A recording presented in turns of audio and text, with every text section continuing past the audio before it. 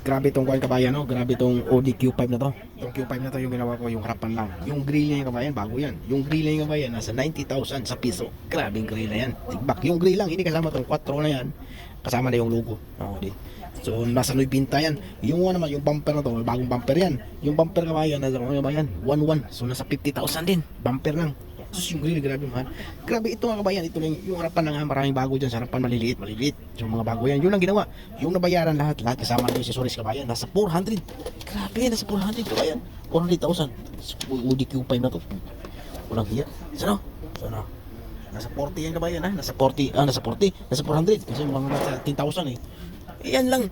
Bumper lang. Kasi sensor, yung wiring sa sensor na pinalitan. Yung sensor hindi na kasama. Pati yung green na kulay, bago din yan. Yung ano naman, yung plastic na yan, yung kabila, bago. Yan. Ito din, bago dito. Itong plastic dito, yung cover. Pero ito, bibilhan pa yan, ng holding. Yan lang, grabe. So, 400,000, yun lang. Sobrang mahal na yung sakayan, kaya mamulubi ka talaga pag ganitong Audi. Lalo na yung mga mechanic, problema nito. Troubleshooting mechanic, just mahal. Kaya wag ka na yung mag-Audi kabayan, Toyota na kayo kabayan. Para siguradong hindi ka malaki ang kailangan ng pera.